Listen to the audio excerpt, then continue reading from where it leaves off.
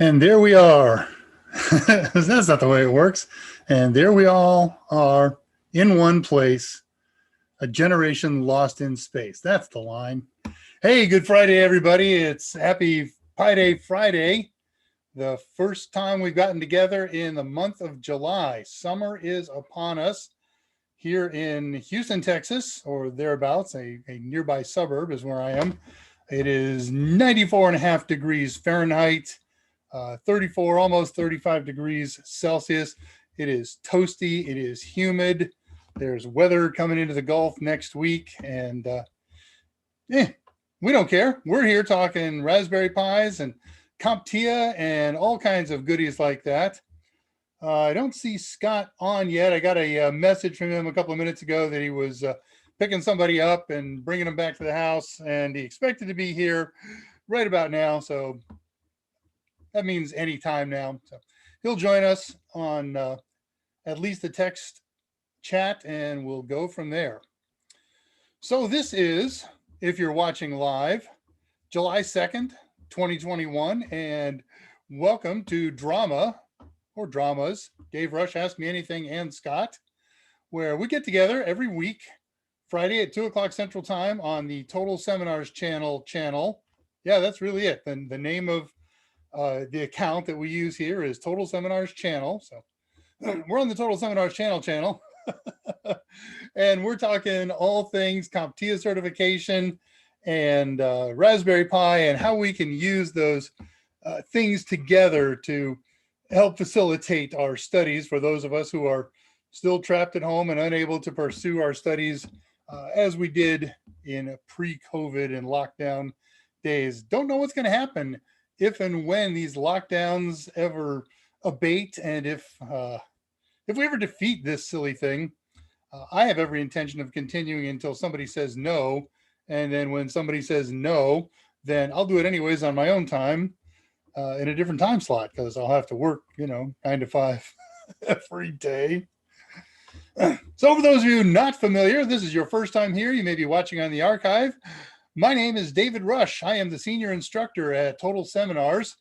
You know Total Seminars as the Mike Myers company. Mike Myers is the fantastic author of all of the trifecta books, studying and preparing for CompTIA, CompTIA A+ certification, Network Plus certification, Security Plus certification, and a number of other books written and branded under his name. Scott Jernigan is our senior editor, our editor-in-chief. He edits and helps co-write many of Mike's books. He's doing a great deal of this book without Mike right now. Mike's working on some other priorities, and I'm not letting any cats out of the bag. That's something that Mike said on Wednesday. He said he's not putting as much effort into this as he would like. And so Scott is working like crazy. He's writing, he's researching, he's editing. He's got a number of folks in the company involved in researching and editing as it goes. And of course, these books are a real team effort. There comes that great day when the book is done, it's handed off, and you can't imagine what all is involved in all of that. It has to go out to these people and then come back for editing, and then out to those people and back for editing, and then out to those people for layout and back, and a bunch of other those stuff. But there comes that great day when they can finally say, it's done. There is no more out and back. I can have 24 hours to breathe. And then, as if they weren't already doing this, they've got to start working on the video shoots, right? Because we're not just book writers. In fact, I'm not sure. I don't know anything about the upper management and sales statistics and things like that. But I have a feeling that we probably move as many video courses through Udemy and our other platform partners, and we sell them directly as we do books. So we put just as much effort into creating really good video content as we do textual content. So that's the kind of stuff Scott's working on today. So this is Pi Day Friday. We talk about Raspberry Pis. In fact, we talk about anything technology related. It's an AMA. It's an Ask Me Anything. So ask me anything except religion and politics, and we'll get to that. I'm going to get on the big project today in about an hour, beginning of the second hour or so. It's not a long one. A lot of demo stuff here. You can follow along if you like. Real time. You don't need to download anything. Very happy to say that. All right, checking notes. What am I supposed to do here? If you're keeping track, this is the 46th in a series of weekly AMAs. I hadn't thought about that. If this is 46, I mean we're coming up on 52 in 6 weeks or so. So we're going to be coming up on our 1-year anniversary for this. I got 6 weeks to put something together. I will do my best to get the powers that be let me do something cool, or I'll get a cool guest or something like that. As ever, many thanks to Mike Myers himself for letting me use this platform and share our time, and we'll use the term expertise with you. And more importantly, we get as much out of your guys' thoughts, comments, questions, and answers as you get from me, and Scott. We get together every Friday, 2 o'clock Central Time at this very same location. If you are watching on archive, you're watching the show not live, you can still ask questions. And if you're watching this thing live, you can ask questions now, use the YouTube chat. But if you're shy, if you don't want to use the YouTube chat, if your question has more than 200 characters, there are other ways to ask questions. Let me share one with you.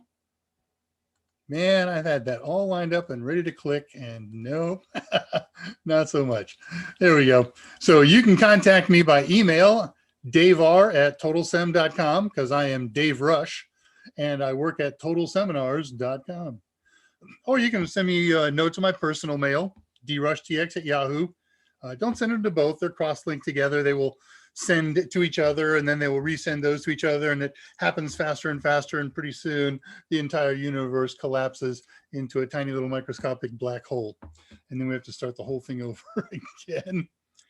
I've been doing a little bit of steaming lately.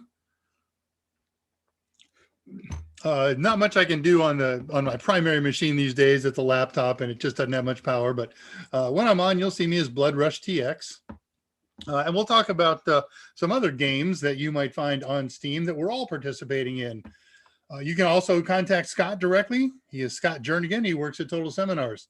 So he's Scott J at totalsem.com. And when he's on Steam playing Civ and Conan Barbarian and WoW Classic and whatever else he's into these days, you'll find him at Scarheart. You can find us at LinkedIn. Just look for me and Total Seminars, or Scott and Total Seminars. I am expanding my contact base. So by all means, contact me on LinkedIn. I will welcome you with open arms. And don't forget, down underneath my smiling countenance on this very page is a little thumbs up button. And if you would be so kind as to click that little thumbs up, that will help others find these videos, Mike's videos and my videos, in future when they want to learn how to use Netstat on a Raspberry Pi, or I can't even remember what Scott did. Oh, Scott did resume reviews. It's not Scott, Mike, on Monday. That'll help them. We're not monetizing it or anything like that. So shrink this and leave that page up for later. Hey, look at that. All right, we do tend to focus on Raspberry Pi and with CompTIA stuff, A+, Net+, Sec+, but we aren't limited to that. What it means is if you want to ask something above and beyond those topics, I may not have as much knowledge, but I'll take it as a question and research it, and there are lots of smart people here who will do the same. All right, did all that, scrolling past pages. Let's see who's here. Then we'll come back and hit some more of that nonsensical stuff. Patricia Grace was in first and potentially leaving early, going out to dinner with friends or joining friends for dinner. Who knows what that phrase means anymore. And Patricia Grace, you're in Florida. I don't think, if I recall, you're up north, but weather potentially coming your way. So here we go again. Hi, it's summer in the mid-tropics, and time to batten down the hatches, fill up the gas tanks, fill up the water cans, and be ready for bad weather. I meant all I can here, not at dinner. Yeah, we knew that. Tullowit checks in a little bit before time. Good morning. If you're on island time, it is morning for you. For me, a little after 2 o'clock in the afternoon. Ellen Duggan here. Good to see you, sir. Jason Helms is here. What up? And Jason, was that you on Discord with the fun question? I'm not going to go read that right now, but there was some kind of question that I thought you posted. We got like 3 or 4 Jasons on Discord these days. Hard to keep track of everybody. Hey, thanks for the likes. I saw a nice little boost there. Zoom, it auto scrolled, super scrolled right off the bat. Goodness gracious. All right, Jason's doing okay, he reckons. I reckon. Just putting out a bunch of job apps yesterday and today. Way to go. You know, you can't get enough apps and resumes out there. I've seen a recent story. I shared this a week or 2 ago about a person who shot out 200 resumes, and after 99 no responses and turn downs, and you would have been good, but we had to go with the other candidate. Number 200 responded and interviewed a couple of times and got the job. Racky Co, you were going to test in short order. You got some info too, and from Mike, I hope. So hope that works. Scott just checked in on the back channel. Apparently that was a challenging errand to do this pickup. Let me say hi.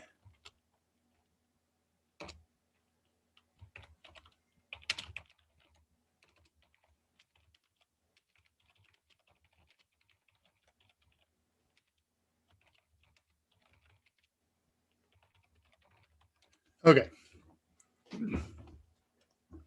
And that was that. Hey, Racky. All right, I'll share. So, as those of you who watch Mike's show, over the last, year and a half, we started this in March or so of lockdown, so March of 20. We've had a few oopses here and there as far as technology goes. And so Mike always starts his show with, am I here? How do I sound? Stuff like that.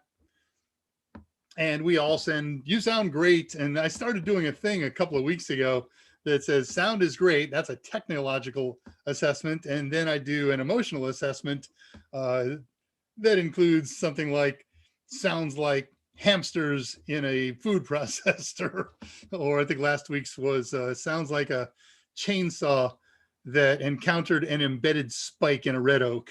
So Scott goes the other direction. He's a very nice man, and he does a you sound like, and today's on the back channel, but I'll share it on the primary channel. You sound like a knife slicing across the grains of bread with smooth honey. Well, that is so nice to say. I do not have the smooth voice in this company. Mike's is a little better and smoother, a little closer to radio. And Scott has the radio voice and the singing voice. And so I always feel bad when I do my you sound like something awful, but it's all in jest. Let me adjust this camera a little bit. The top of my head is getting cut off. Oh, it's 4-second delayed. I have no idea what that's going to happen. Let me see if I can see it over here. Okay, that looks like it'll work. The resolution on YouTube seems to be a little different than the resolution that I'm sending out. So, yeah, tough, right? Better placement. Okay, thank you. Scott likes it too. Okay, so Rakeko, we have utterly been butchering your name, I'm certain now, for as long as you've been joining us, and I apologize for that. Please send me post the phonetic pronunciation of your name, so we'll stop mangling it. And again, I do apologize for that. Patricia Grace at 2:01 said something and then changed her mind. Oh, and then she said again. Everybody have on their Hawaiian shirts today. Yeah, that's the token of admission. Not only do I have to wear a Hawaiian, but everybody should wear a Hawaiian. And then post a still picture of it over on the Discord channel. I'll put the link up, or Scott will put the link up for Discord any minute now. Geek Renegade. J.M. Ramiro, saw you the other day on Mike's show. I think I've seen you a couple of times there now. Hi, Mr. Rush. Hi, Juan. a practice test on the live the other day. I would like the Network Plus bundle practice test, but I have not received an answer since I sent the email. What should I do?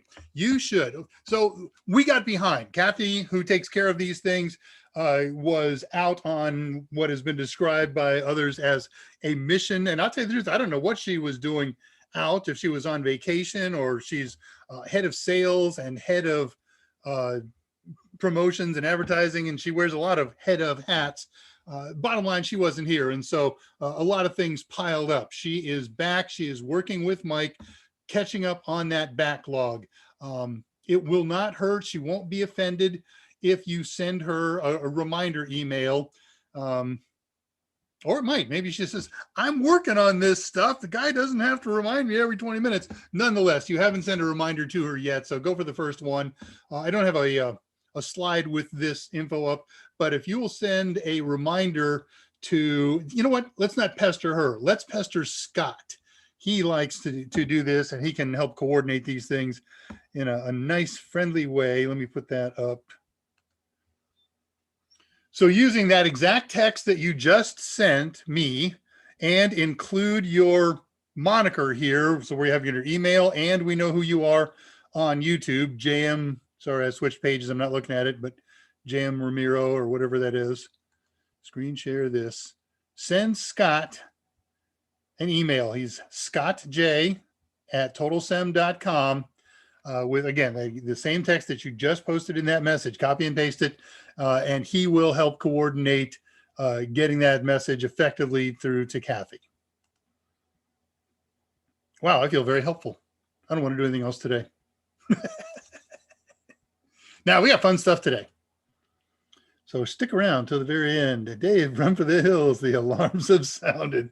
Yeah, that was one of those not good ones. Of course, any kind of alarm like that on your phone is never good, right? Yeah, to heck with stolen children. I got to talk Raspberry Pi. I don't know what that was. I'll look at it when we're done here. Andre's here. Andre de Goyert at 204. Hello there, guys. I almost missed drama. I was trying to set up a VPN server on my Pi. No luck yet. It's kind of frustrating to see the amount of tutorials that are outdated. You may recall, Andre, that I did one very recently, and I have the, I've got my stuff up. So let me do a quick search. I think we did that in this calendar year. VPN. Yeah, look at that. I'm going to post a link to the one that I did. We did that on March 19th. Posting it now at time 2:17 my time. 17 minutes after the beginning of the show here. And we set up a WireGuard server.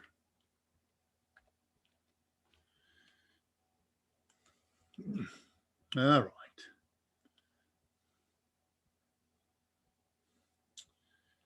Rocco, any idea when Mike gets live? Yes, Mike is live every Monday and Wednesday on this same channel at 2 o'clock Central Time, Central Daylight Savings Time. I think we're in right now, but 2 o'clock local time, whatever that is.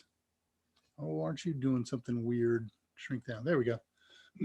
So Mike does Monday, Wednesday shows at this time slot. I do the Friday show at this time slot. Yeah, I would love to give away free pies on the 1-year anniversary. I don't know what it's going to be, but that's certainly going to be among my proposals and my requests. Dave, quick question. Do you have a lot emails? Do I receive a lot of emails is what you're asking? Yes, but I go through them all thoroughly and effectively every day on the 2 email addresses that I post here on Drama, daveR@totalsem.com and drushtx@yahoo.com. I gave you that email on Monday of this week, or it was on Monday of this week for you to send me the request, and you never did. What you did was post your email here in the YouTube. That gets lost in the mush. I cannot do that. I will respond to emails, but I'm not going to hunt emails and send you stuff I actually already forgot the information that you wanted, but I know I have a very cool document for you that will help the question that you posed at that time. So send me an email requesting that information, and you will get a response right away, no matter which of those 2 email addresses you use. Hey, peeps, says Scott. He's here at 2:09. Patricia, I raced to mow this morning, and good thing, rain, rain, rain.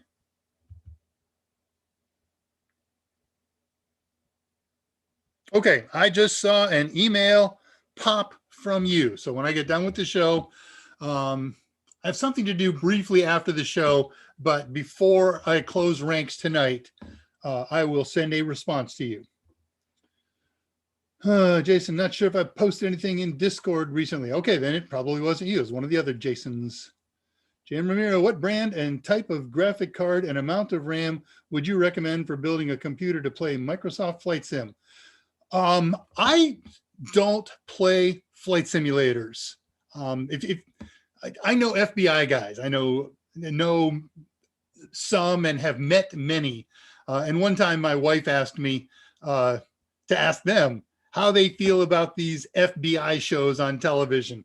And by and large, not interested. I have docs in my family, physicians. They hate all the medical shows. And myself and 95% of my pilot brethren hate all pilot shows. Now, there is an exception to that one. It's not on the air anymore. It wasn't a pilot show. They just kind of built a sitcom around an airline, and that was Wings, which was just wonderful. And it's the same way with simulators. There are pilots who play simulators. I'm not, so I don't know the specs of Microsoft's Flight Sim. I did see news about Microsoft Flight Sim today, and I was going to dig more deeply into it because I knew people would ask, being a former pilot and such, or at least a former airline pilot. But I didn't go into the specs. So I'm going to guess anything that's mid-range and above. A high 20, a 2070, 20, I'll bet 2060 would be fine. If you're dealing with the more current stuff, 3060, I would bet fine. Now, do you want to get a 3060 so you can play Flight Sim? Sure. But will that machine be used for something a little more graphic intensive? Then maybe 3060 isn't what you're really looking for in the long term. But to answer your direct question, I think anything above a 2060 is fine. Now, if you're asking me about AMD video cards, the answer is no. There is only NVIDIA graphics cards. So you're on your own figuring out if there's an acceptable AMD, which is a Radeon card. Becky, because I'm about to send you an email, and you did. And I did send one to Mike, but I think he's busy. He'll get it. He's probably got it. Scott does have the voice. Yes, he does. I just had a typo and deleted a comment. Oh, yes, we can't see the fact that you might be human and are microscopically flawed. I do the same thing. I really do. Just the tiniest little typo. I got to delete that message and repost it. Kathy was on a secret mission. Yes. Pester me. There you go. Scott says pester me. All right, I'm going to hold up there. I'll get back to this intro stuff that I want to finish out, and then we'll come back to questions at 2:17. So I do this all the time. But this one, I like this one. We do projects every week for the most part. I think there's only 2 weeks that we didn't do a specific project. And I like to let you know if you need a Raspberry Pi and Raspberry Pi OS or some other OS to do the day's project. And there are a few of them. When we did cameras the other day using Raspberry Pi native cameras, yeah, you got to have a Raspberry Pi. It uses a program written by and for Raspberry Pi computers, Raspi-Still and Raspi-Vid. But many, at least 80% of the projects that we do, you don't have to have a Raspberry Pi. Any other Linux box will do. And sometimes, to a lesser extent, you can even use Microsoft Windows. Today, you could do Microsoft Windows. You won't get as much out of what we're doing as if you had a Linux box. Of course, you can run a Linux virtual machine in a Microsoft Windows machine. That worked great. A dedicated other version of Linux or whatever you like, or Raspberry Pi. And so all of those machines are valid to do today's stuff in. So if you haven't got a Raspberry Pi yet and you want to try this stuff, that's okay. Any other Linux box is a good thing. I have the my archive server up. It's an archive of all the documents that I've used to do all these presentations. Everybody who's watching live knows that, but I get a couple hundred people on the archives over the course of a given week. So we do put this stuff up, and I will put up first of all, Scott, would you put the link to the Pi Square Zapto.org server up? I'll do a quick pop-up of the server here. Share. Not the server itself, but the thing you're going to put a link to. So if you go to pirsquare.zapto.org, you will find on the first page a link to a downloads page. It's a little hard to see in there. I haven't changed the background on the main page yet, and some of the text gets lost in there, but you'll find it. And then the second page is nice and clear, and I have today's archived documents. I got pictures and PDFs, and Pi Square link is up at 25 minutes past the hour. Thank you, Scott. So you can go hit that and download the stuff that I'm doing for today. Follow along in your own time if you like. It's good stuff. Back to notes. Okay, so that server is going to be up until I go to bed tonight, somewhere between midnight and 2 a.m. my time. So it's up all day. And of course, we had all the other documents and shows from weeks gone past. If you want to see any of the old shows, take the page that you're looking at right now, go to the top of the page, and oh, you can't see it. It's after the show is off. Then you can see the archives and all the other good show stuff on there. Hey, so where have we been? Last week, what we did was we sort of changed gears from the stuff that we've been doing in recent weeks and went back to doing stuff that was directly applicable to the trifecta certifications, A+, Network Plus, and Security Plus. If you get all three of those, you are said to have earned or achieved the trifecta. And so what we did last week was installed and configured a Squid forwarding proxy server, which is just really cool. It's very easy to do. Install it, make one or two minor changes to the config file, and it's working. And then you just go to each workstation that you want to use that proxy server and configure it to support proxy servers, to be a proxy client. It's very, very easy. And the cool thing about the Squid proxy server is by default, it's a caching server. So when you go to a website for the first time, it's going to go out on your behalf, get the stuff you want, bring it back, cache it up in the server, and then send you the results. It happens very quickly. It seems like it should add a lot of time. You won't even notice it. But next time somebody goes to that same website and that same page, if they're going to the proxy says, hey, I got your stuff right here.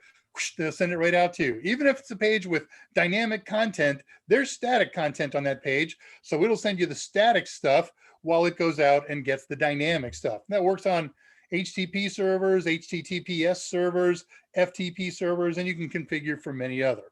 So good exercise, and it checks boxes in A+, Net Plus, and Sec Plus. We're going to do the same goal today. We're going to do a project that checks A+, Net Plus, and Sec Plus boxes, the trifecta. We're going to take a look at Netstat. Now, if you go back to the archives, you're going to see that Mike did a look at Netstat too. So I've made my focus a little bit different. I've focused mine very tightly, pretty tightly, on the objectives where they fit into the trifecta certs. So we're going to look at a handful of Netstat switches, flags, and more importantly, at least as importantly, we're going to look at the output through two sets of eyes. One, the information that's provided us to, I speak for a living, honestly, to the information that's provided to us as raw information.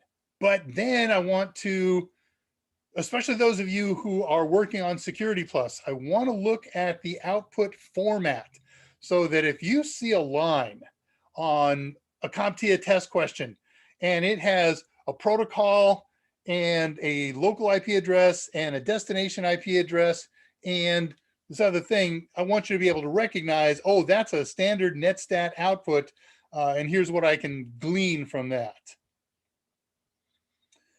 Let me do news, tricks, and traps, and then I'm going to go back and finish catching up on live chat. We're in great shape here. This little news, trick, and trap is apropos of nothing, but it was just something fun that happened last night. I thought I'd share. we occasionally off topic in Mike's AMAs and my AMAs. And recently we off topic to a topic that we've done this before. We've talked about various British television programming that we like or dislike or something like that. I like many of the Britcoms, including some much older ones, as you can tell by my Kenny Rogers salt and pepper beauty here. And I love Brit sci-fi, exception Doctor Who. Just never got into Doctor Who after the first series. But Red Dwarf, and I eat it up. Love Red Dwarf, can watch reruns over and over. Okay, week or two apart, but you get the idea. So 6 or 7 years ago, I'm in a hotel doing training somewhere, and it's the evening. I'm all prepped for the next day, so channel surfing, and I run across a UPS channel. UPS. A PBS channel. And I saw a character on there. I saw an actor on there. It was Danny John Jules. Now, those of you who are Red Dwarf fans may recognize that name. He played Cat in Red Dwarf, and just a wonderful character. And so I had to watch. And he plays a police officer, a secondary character on a British show called Death in Paradise. If you're old enough to remember Ellery Queen back in the US, it's these overly complicated, they don't give you enough clues to solve a murder on a British operated Caribbean island, the fictitious island of Saint Marie. And Cat's on there, Danny John Jules. And it's a really interesting show. They have to bring the cast out to the island for seasons worth of filming. And the cast doesn't, many of the cast that they've had on don't particularly care to be away from the homeland for so long. And so they rotate through a lot of cast relatively quickly. Well, their first season, they had a character, the main character, whose character name was Richard Poole. I don't know the actor's actual name, doesn't matter for this discussion. And it got to be kind of a fun show. The missus and I would watch it, at least whenever we run across it. It's not something we'd go out of our way to watch. But last night, surfing past after dinner and doing a little wind down, watching television, there was the very first episode of Death in Paradise, where they introduced him and they introduced Kat and all the other new cast. And it was just a lot of fun. I know that's an utterly boring story, but for me, I've just been kind of carrying that with me all day and had to vent it. All the cast, by the way, all the original cast is long gone, except one, the commissioner, a classic old wonderful actor getting up there in age. He doesn't make every show, but very, very cool. Okay, on to more things. It is July. Today is July 2nd here in the US. That means July 4th is coming this Sunday, which is a national holiday here in the States. Because it falls on a Sunday and it's a national holiday, it will be celebrated here on Monday, July 5th. I sent out a message to Mike to ask what he's doing about his show, and he's very busy. And Rococo, you're not the only one who doesn't always get an answer from Mike.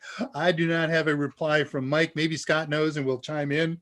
So I don't know if he's doing the show on Monday or not. He has certainly done shows on national holidays in the past. So the world holds its collective breath. I got in, see if I don't knock over the microphone reaching for this weekend, this little toy. Almost for sure Mike will do Mike's show, but no confirmation. Okay. This is a display. It's a 16 character by 2-line display. It's got an I2C and I2C interface. And this is actually a converter. It converts to SPI interface. I'm not going to get into the electronics or about all that stuff. But what that means is it's very easy to integrate on a Raspberry Pi or on my project that I've been kind of holding off on, Pi Pico. So when that came in on this weekend, I set aside a little bit of time and said, that's how that's looking. and started prepping Pi Picos to do real project. Now this is a Pico, and when you get a Pi Pico, it has no pins on it. And so if you want to do anything with it, you either solder 1 or 2 pins on the parts that you need, or you do what many of us do. Because I'm planning on doing all kinds of things with this, I soldered on Saturday 40 pins on this thing. Can I get it out of there without doing any damage to it? Yeah, but not in a timely fashion. So I got 40 pins on there and soldered and tested. And that's on my development board now. But again, you don't need a development board to work on Pi Pico. And let me show you something to that effect. This is a close-up view. I know you can't see it yet. Stand by.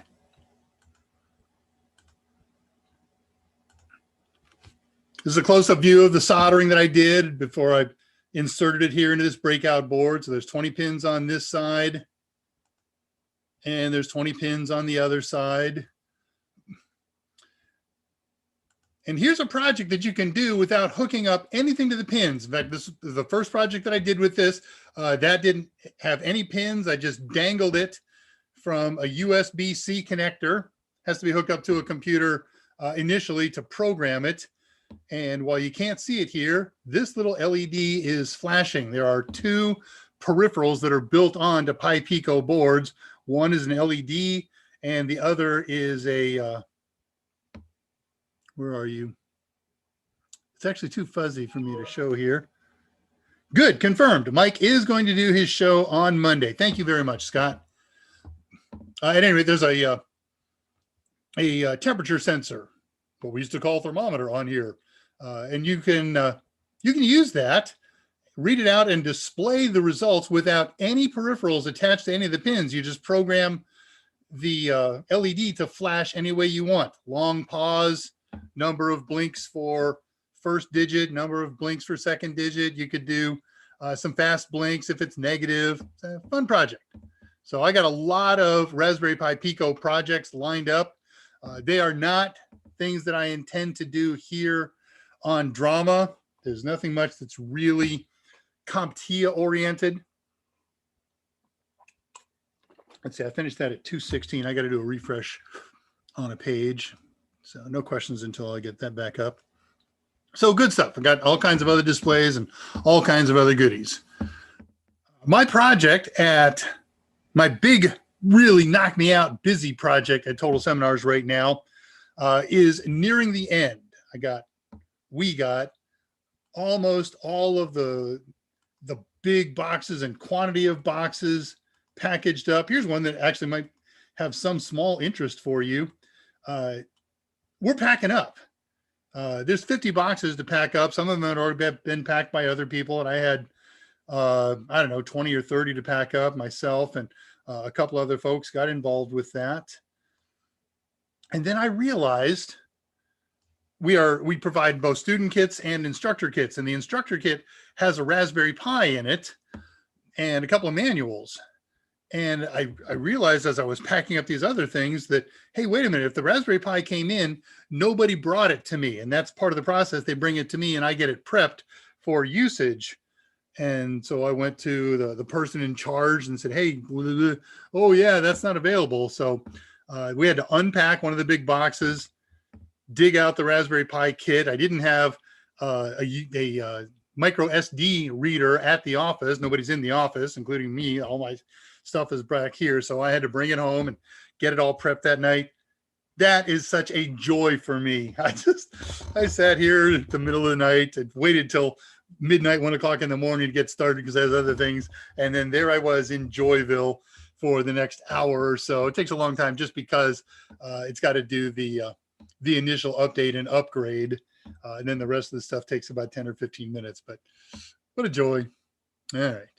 Still waiting for my PoE Plus hat. That's the last cool thing that I'm waiting for, except for a pair of USB power adapters that I need to get the Volumio sound machine some more power, and some of the Pis that are running hard drives instead of SSDs need a little more power. Okay, we did the archive is up thing. Oh, Okay, one more story, and then back to the chat check-ins. I hope I didn't tell you this story already. Thinking about it, thinking back.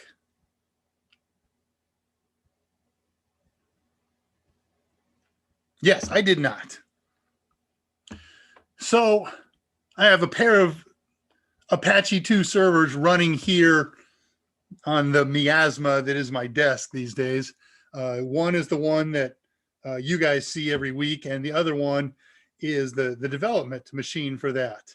And it croaked about 6 weeks ago. It just suddenly would not be a web server. Anything I did or tried to go to, the web server doesn't exist. And if I try to initialize or reinitialize the web server, I got error messages with cryptic error messages. So I spent a few days, not totally, of course, but a few hours a day for several days researching this. You've got to be kidding.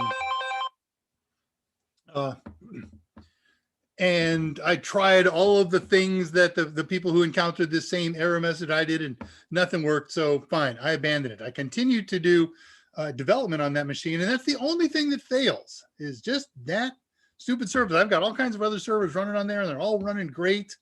I was in this horrible thought that said, I'm going to have to blow away the web server, reinstall it, and then there's a lot of reconfiguration that has to be done on there so that it matches my other one. I figured maybe I'll copy the other one over, but then one day I looked at the error message, and the error message says, there's a syntax error on line 420 of the such and such file, this config file. And so I opened it up, went to line 420, looked at the line. It didn't look like it had a syntax error. Maybe it's got hidden characters. So I retyped the line manually, saved it, didn't work. I went and copied that same line from my production server over there, still didn't work. Ready to give it up. My next step was going to be blow it away and rebuild from scratch. But then I actually looked at the line to see what it meant. And it was something to the effect that says, go to this folder and find any files that have the extension CONF in them and include those as configuration things. So I went into that folder. There was only 2 files in there. One was a default file that's never been changed, and one was a file that I had edited in the past. Man, stupid mistake. You know what tags are, right? When you do a tag, like you want to change the size of the font on a web page, you say something like tag, pair of braces, and in between them, H3. And then the text, and then when you don't want it to be size H3 anymore, you do tags /A3. So start H3, finish H3 with the slash. Well, that was the syntax problem. There was a start something or other, and then the close 3 lines later was a stop something different. I just must have had my head someplace really odd. Fixed that so they both match the same tag labels. One was a start, one was a stop, and bam, the whole web server is up and running again. And so what I was really kind of disappointed to find out, I looked after the fact to find this solution with anybody else. And what nobody points out is there may not be an actual syntax problem with the line that makes a call. It may be a problem in the support files that are being called. So I suspect that is true for other processes, but what a joy. A couple hours after 6 weeks of a little digging and a little experimenting, and all right, boring. I know. Back to chat pages. Finished off at 216.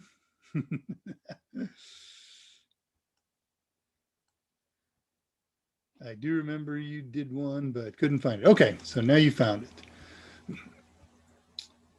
So I posted, okay, you got that. So with David Wesh, we really need to get you on WoW. I'm close to being able to do that. With this big project behind me, I will be able to participate in WoW. I think I'm gathering you have enough people, you've built a guild, but everybody's having a tough time coordinating, getting together. So my weekends are usually shot, but I'm typically good on evenings. Okay, Rococo, thanks for responding. Email, whoever was. Okay. I haven't responded yet, so it wasn't me, but I will.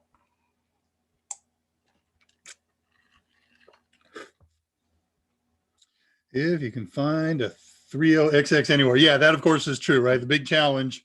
3060s are getting easier to find. Our local micro center sometimes actually puts them in stock, gets them in stock enough that they don't do an advertisement that says, we have 40 in stock, get yourselves down here at 8 a.m. when we open.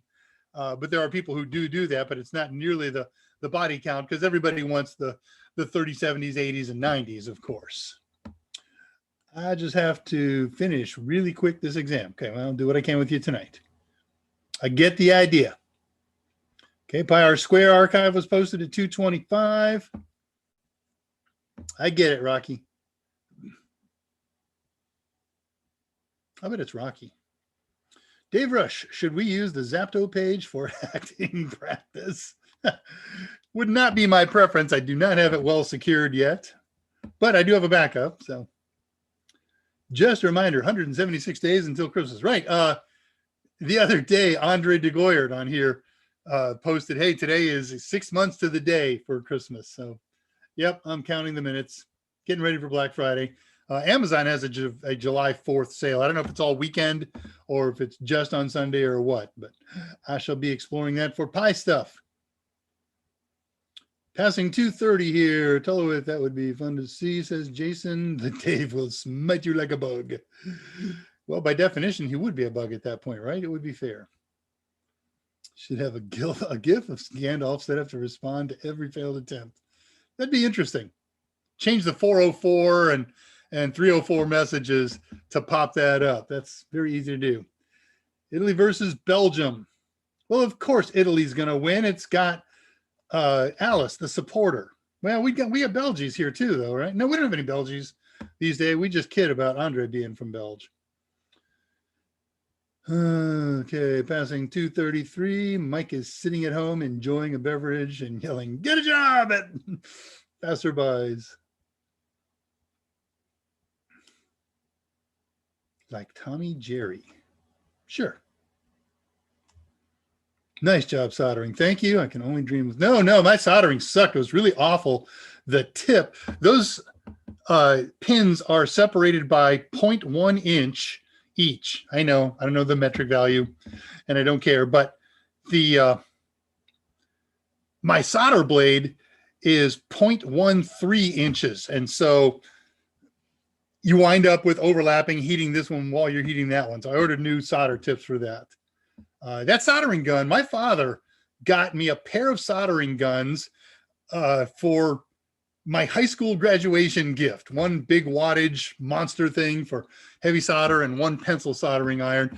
And here I am more than a few years later. Next month, I'm going to my 40th high school reunion.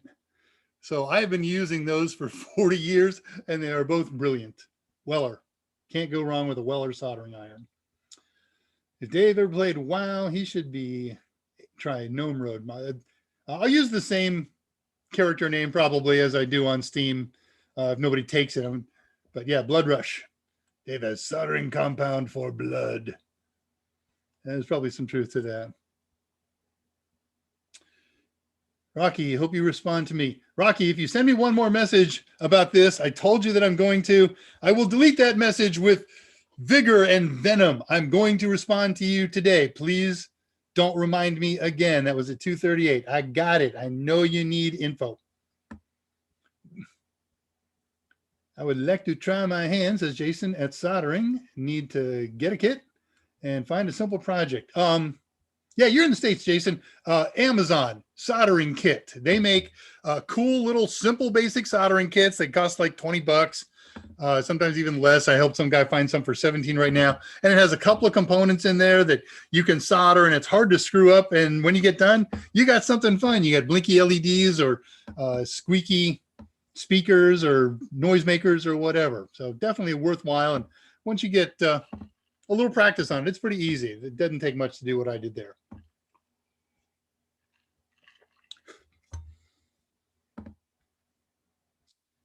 This is passing 241. That means we're getting close to caught up here. I can do simple electronics. Jason Helms, I got me an Idiot's Guide to Electronics. Nice. I hate those books that say for dummies. That's my trigger word.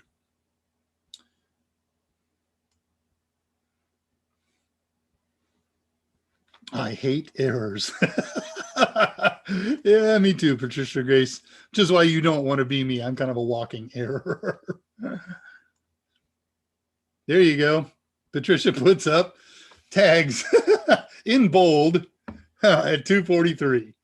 So if you've never seen tags done, if you've ever programmed manually in HTML, there's an example of how it's done. Nicely done, Patricia. Thank you. Yeah, there it is. I have his Electronics for Dummies.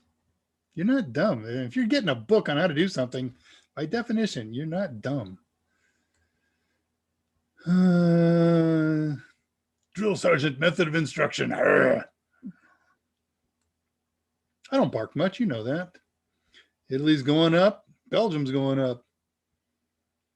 Can't wait till Sunday. F1 in Austria. We used to watch a lot of F1 when I was in Saudi.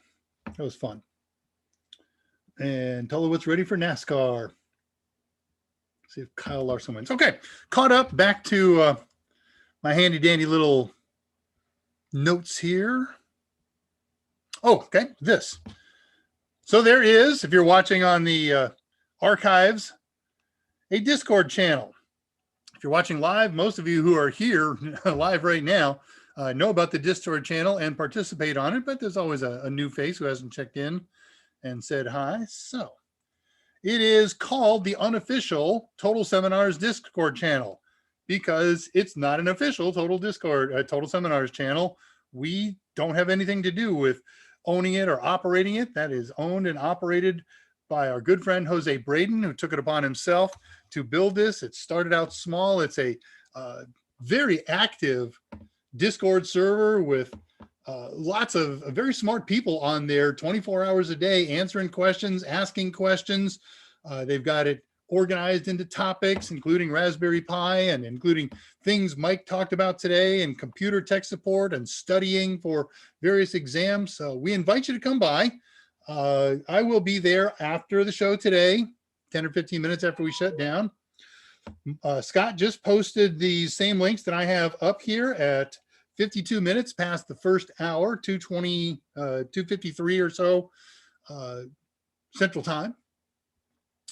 And after the AMAs on Mondays and Wednesdays and Fridays, we try to get on there with mics and cameras.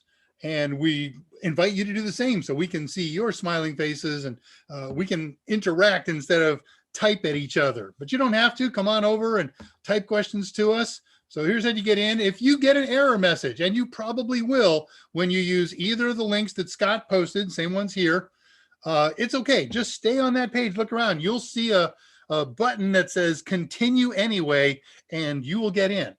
So love to see you over on the Discord channel. I'm going to be there. And that is awesome. It's 7 minutes to go before the hour. I have completed everything on my notes page except for the big project itself. See what other questions popped up. I saw a few jump in real quickly. And then we'll get started on the project just a hair earlier than usual. Oh, okay. Tell her what the drill sergeant mode was for Andre. You guys both served, so bless your hearts. And thank you for your service. Both of your nations, I'm sure, are grateful for what you've done.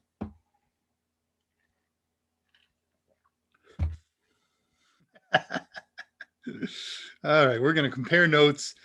NASCAR racers versus F1 racers. Hard to see NASCAR here. You should start a NASCAR league, Andre. Then you'd see it all the time. Oh, man, I am so with you, Jason Helms. Racing is not my go-to sport, but I would love to call racing. And there they go around again. They're making a lot of left turns out there. Here comes the leader, and there they go again. The leader is in first place. I would call horse races as well. Anybody know Spike Jones? You got to be older than me to know Spike Jones, but if you don't, if you do, you're already familiar with the horse race bit, but if you don't, look up Spike Jones Beetle Bomb. It's a really, really good audio bit.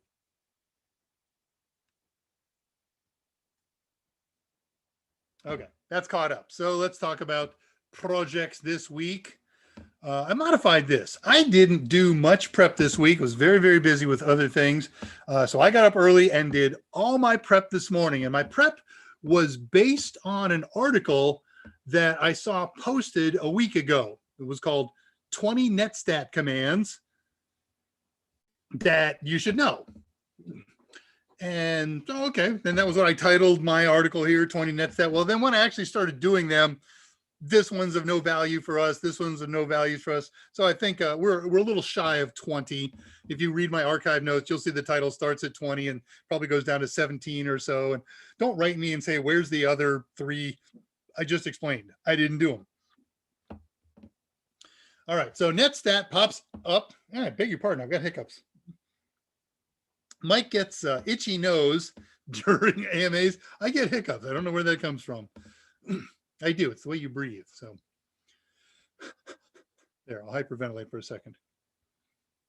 So as I said, Mike did a Netstat. He did a practical value Netstat. I'm going to do a crossover from practical value and interesting to things that we need to know for CompTIA. And so this is a really great project. Again, you don't need a Raspberry Pi to do this. Raspberry Pi running any flavor of Linux works great. Any other Linux box or Linux VM works great. And you can do a lot of this stuff, but not all of it, with the version of Netstat that runs on Windows. We're going to cover all the stuff that we know of that appears on CompTIA exams and can be done with the Windows Netstat command. So I'm going to show you interesting things. I'm going to show you things that are CompTIA oriented, and I'm going to show you the output and give you some ideas on how to understand that output for the purpose of CompTIA exams. So this touches bases on both A+ Core 1, A+ Core 2, N10007 Network Plus, 501 Security Plus, and 601 Security Plus, which is out there. And hey, we're less than a month away from the retirement of Sec Plus 501. So if you haven't started it and you started today, there is just time to do it. You can do this in about 3 weeks, and that gives you a week if the things don't go as well as you hope for cramming. You can pull it off in another week. But July 31st is the retirement date. I don't know if that means you have to take the last test on July 30th at midnight UTC, or if it means on the 31st. So don't procrastinate to that last 24 hours. Do it a day or two before, and you get the idea. So so what do we got here? In Core 2, Objective 1.4, given a scenario, use appropriate Microsoft command line tools. And Netstat is one of them. And all they want you to know there is a couple of very simple of the option flags, the dash or slash thing that goes after Netstat. Netstat space -A in Windows, Netstat /A or -A. Windows uses both with some of their utilities. N10007, almost identical wording. In the Core 2, it said use the appropriate Microsoft command line tool. So note that. In N10007, Objective 5.2, given a scenario, use the appropriate tool. Netstat is one of those listed. In 501, Objective 2.2, given a scenario, use appropriate software tools to assess the security posture of an organization. So we're going to use Netstat to help identify potential security vulnerabilities. And 601 is pretty much the same thing. Objective 4.1, given a scenario, they're both scenario based, use the appropriate tool to assess organizational security. The other one said security posture of an organization. Good thing they rewrote that objective to make it so much more clear, huh? Organizational security versus security posture of an organization. I have a link where I got my 20 commands. I'm going to post it right now in the chat. Time is right on the hour. We begin the second hour. So you can follow along on there if you like. And again, you can see this link in my archive documents if you want. I'm doing it in the same order that they did, but I'm doing it. I'm taking their command. We're going to run it, and then we're going to explain it. Yeah. Yeah. So I'm doing this all on a Raspberry Pi because I like Raspberry Pis. And let me set up a connection to a Raspberry Pi because I got to show you something really, really important that as yet has nothing to do with CompTIA, but it's gonna. Let's see. Password for this is Raspberry, RASPBERRY. Oh no, I've given you my password to my Pi. Whatever shall I do? Share screen. Click this. So I've blown up my text interface a little larger than I usually have it because some of the lines, some of the output is a little wide. Looking for a note here. There it is. I picked that up from Mike. Looking for whatever. The way I speak, I say looking for. Okay, so I want to show you how to get help on how to use Netstat. If you're in a Linux environment, it's Netstat -- help. And this shows me all of the switches that are available. We're not going to go through all these switches by any stretch. I don't understand all of them yet. I understand many of them, and certainly the ones that we need to talk about today.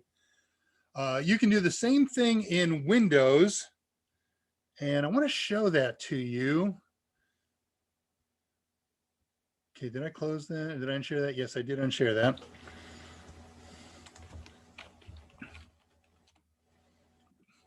Okay, let me share this. Share, because there's something really interesting about this. You can get help on Netstat in 3 different ways in Windows. One is Netstat. Remember, most Windows use a slash in front of their, or behind their, in front of their options, in front of what they call the option flags or sometimes flags. So we would say Netstat /?. And please notice that this is a much shorter list than the things that you can do on the Linux version of Netstat. One of the things that Microsoft has done is they've taken some of their utilities that have the same names and general functions as those found in native Linux and said, tell you what, we'll do flags the same way that the Linux folks do. So you can also say Netstat -- instead of /?. Same is true with ping, right? That's a Linux utility, ping /?, or ping. Notice that all their helps have minus in here. So you can say -?. Now, one of the funny things about this is you can get help if you don't know what the help flag is. You put in any flag you want that's garbage in Windows. Netstat -- blah, blah, blah. Says, I don't know what you tried to do there, bud, but here's the way things are supposed to be done. And that's kind of sort of true in many utilities in the Linux environment as well. All right, let me take you back to my server because I want to show you something that's utterly amazing and important, and it doesn't matter in 2021, but it will matter to you someday, probably in short order. Okay, click this, click that, and do this. All right, we're back on the server. Click. There you go. All right, so I'm going to run that Netstat help line again. --- -h. And there's lots of goodies in there. Now let me show you a new command, SS space --H. SS is the new replacement command for Netstat. System statistics. I didn't bother to look up what the first S is for, but many of the same or similar flags, many of the same functions, many new ones and many old ones have been removed. So when you go to that interview and part of the job requirements includes some knowledge of Linux, blow them away. Oh yeah, I can use Netstat. Here's the common commands that I use. But you know, Netstat is been or being deprecated and replaced by SS. And learn a couple of commands and switches on here, and you will just knock out your interviewer. And you'll look like the Linux guru from everywhere. And then you'll be foist on your own petard. Then they'll say, how do you use SS to identify a family of interfaces? And you'll go, I'd have to run SS --H for that, but because it's not something I do every day. All right, let's look at Netstat. Cleat. And let me check and make sure I didn't miss any other really cool notes that I wanted to share with you. I do have some. Okay, demo that, minor differences in Netstat and Windows. Primary flags are the same. So first command is Netstat -A. A for active. Show me all the active things that are going on in my machine. What has it reached out to do? What's reaching in to do it? What's on TCP? What's on UDP? What's on IPv4? What's on IPv6? And I hit that. And man, that is a lot of output. It doesn't look like it yet, but watch me scroll up here. Scrolling.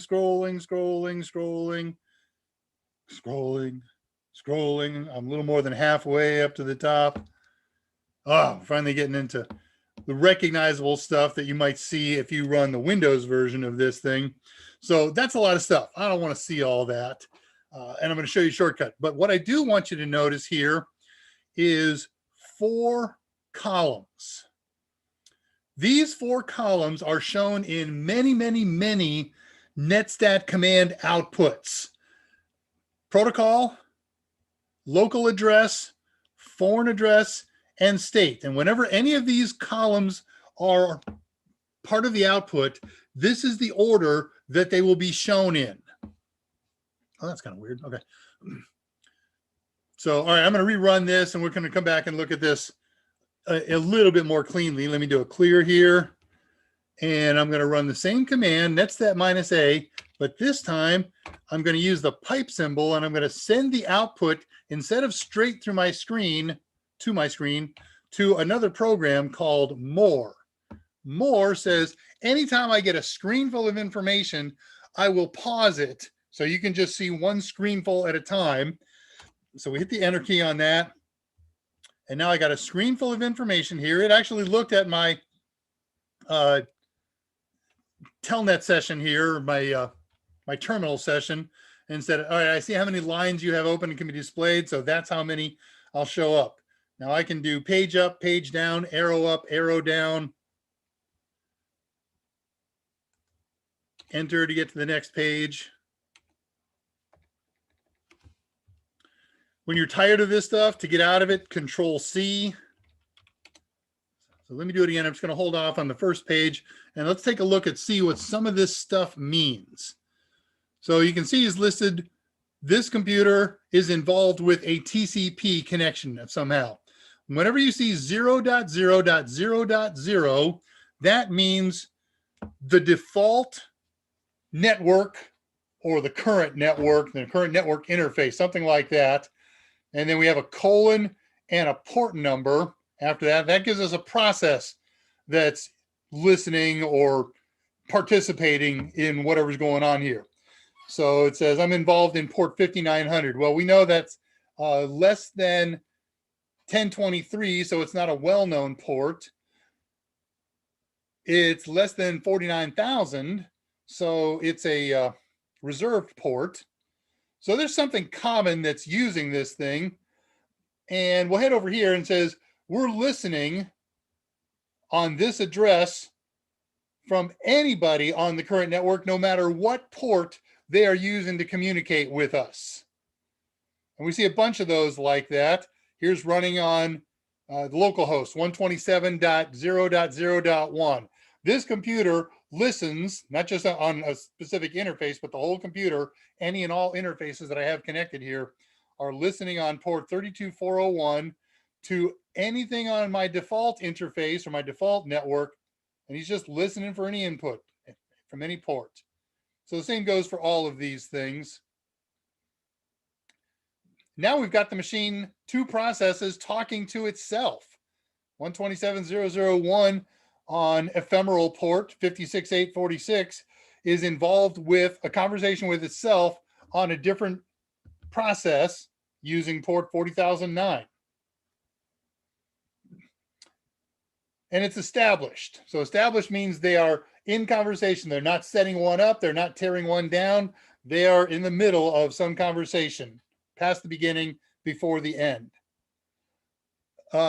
This computer is 1.140, and it's got a connection established with what looks to be a mail server out there, POP at DFW, and it's a secure web page connection. All right, you get the idea. And these are all TCP connections. Here's the local address within this machine. Remember, this machine can have a multitude of local addresses. I got a Wi-Fi connection. I got a local connection. I have a Ethernet connection. There's virtual connections in here. All right. I can also type Q to quit out of that, and that's just Control C. All right, so that's Netstat A, and that's taking any output that's got way too much stuff in it that I would have to scroll up through by piping it through more, the vertical bar more. By the way, you can do that in Windows as well. Back to notes. What are we doing for number 2?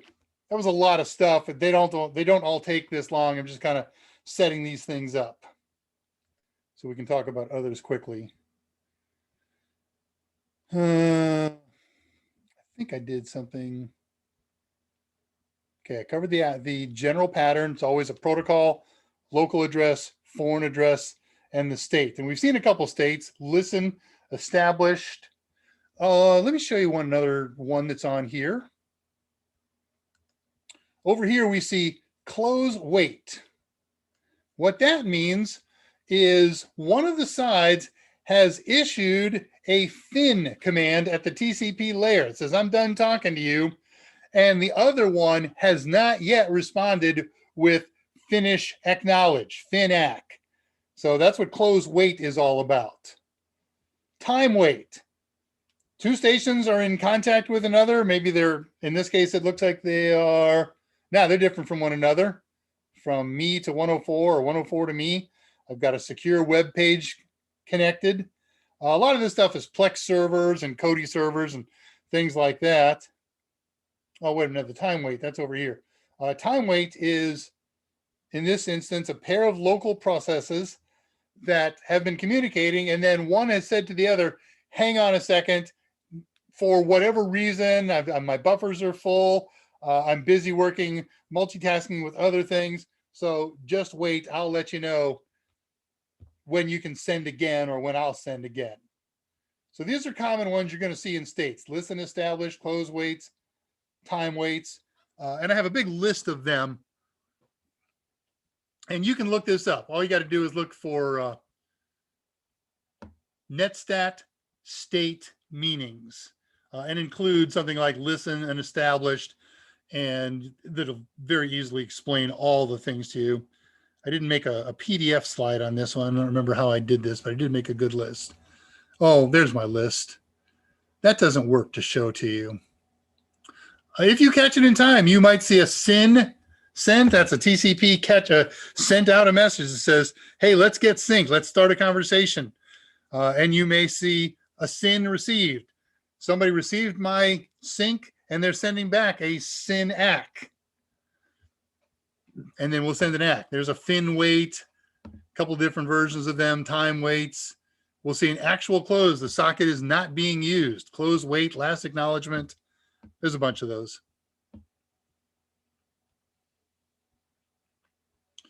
All right, now let's do the same command here. We did a netstat space -a, but this time, oh, here, let me do that one again. I'm gonna do the netstat -a more, and I want you to notice something here.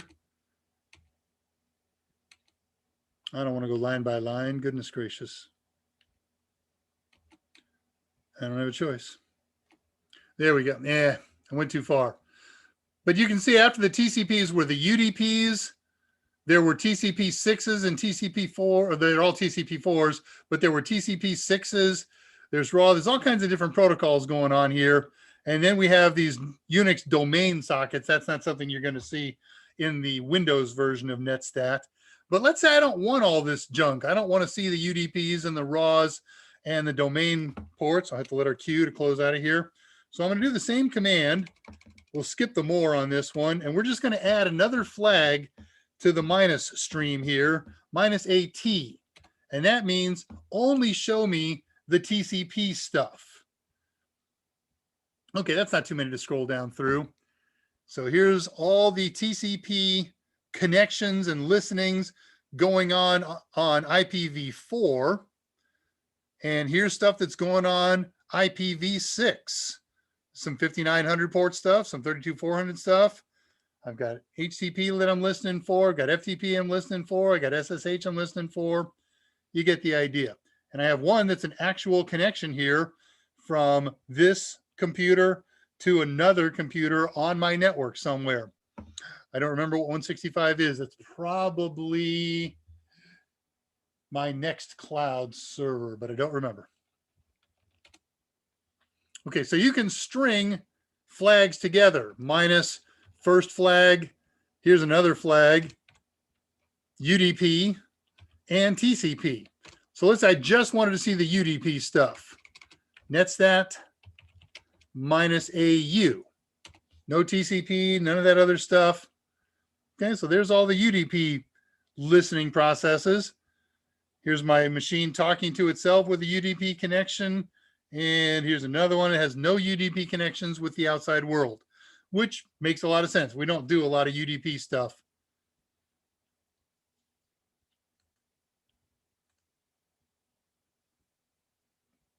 We didn't have to see the raw stuff. We didn't have to see the Unix domain commands. And so maybe I want to see both UDP and TCP. I can do that. You can do these flags in any order, AUT, TUA, ATU, whatever. So this will show me the UDPs and the TCP connections. A little longer list, but not too long. So there's all the TCP4. There we go.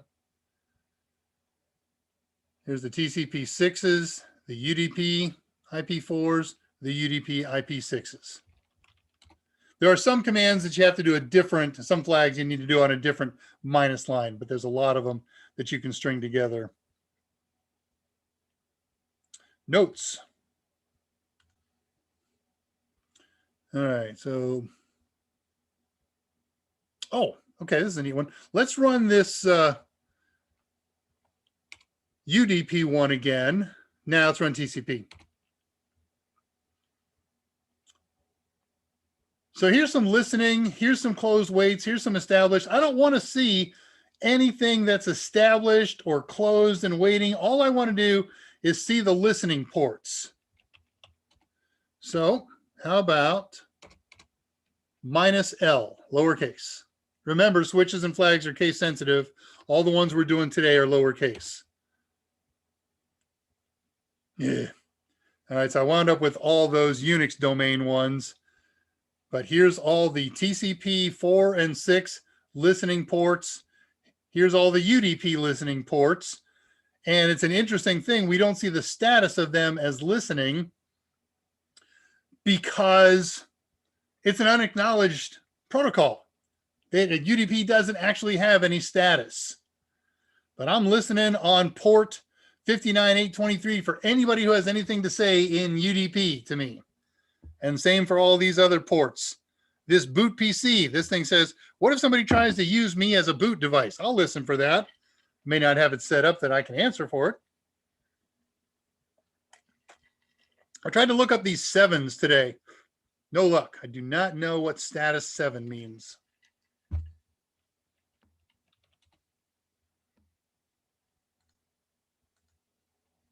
Oops, wrong one to look at.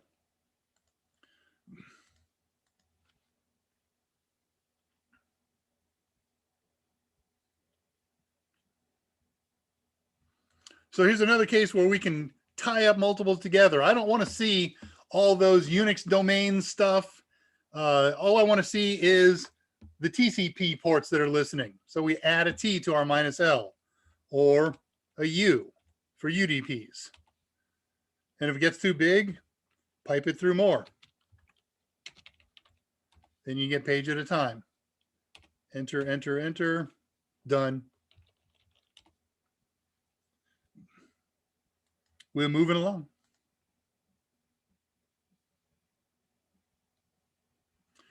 Now, if for some reason, I just want to expose this to you, you had a need to know about those domain ports. You can say listening on X. Those are Unix domain ports, so X for Unix. And I don't see any of the UDPs or the RAWs or the TCPs. And this is a Linux and Windows and all other operating systems have ports that have nothing necessarily to do with networking. They are how programs communicate with Linux or how Linux talks to itself. So this may be something that you might need to know in troubleshooting a Linux environment, troubleshooting a Linux program or process.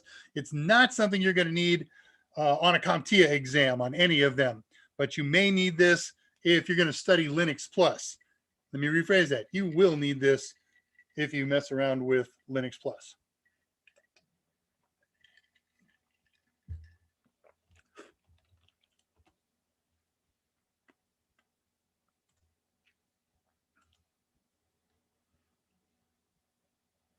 Okay, this is one really interesting. Love this one. Netstat -S. S is for statistics, and it shows me statistics of all of the protocols that are operating in this system since they started, since the machine was last booted, or since this process was last started. So there have been 2 IP packets that have been forwarded since I last started this machine. There have been 6.5 million IP packets received. 21 of them had invalid addresses. So somebody sent one to this computer, maybe with port number 6,297,111. None of them were forwarded. None of the incoming packets were discarded. It's an interesting stat. What did it do with the 21 received packets with invalid addresses? Don't know. Of the 650 or 6.5 million received packets, 6.4 of them were delivered. We've sent out not many, 350,000 requests sent out, and 97 were dropped because the route was undeliverable. ICMP, there's pings in here and requests, replies, pings that have been sent. All right. So some really useful stuff in there. Here's how many TCP active connections I've had open and how many have been closed and failures. And I'm not going to get into all of this stuff. I have never seen this on CompTIA exams that I've personally taken. I've never heard anybody report it, but I think it's a really neat and interesting thing that would be great for a report. In fact, I'll tell you what, if I were having networking problems, this would be among my troubleshooting tools. And I would look at things with terms like invalid and dropped. If I see 21 out of 6.5 million, I'm not worried. Same thing for 97 out of 21 million. But if I saw 50,000, 100,000, there's something going on that I've got to do troubleshooting on the IP stack or wherever. I don't have any hardware stuff in here. Notice this is all software. These are IP statistics. How are we doing here? 24. Great. We're more than halfway done.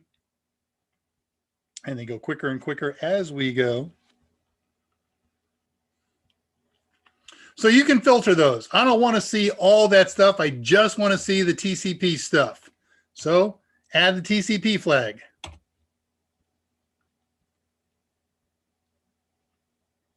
And while you may not recognize it, it's much shorter. There's no UDP stuff in here. There's no raw stuff in here.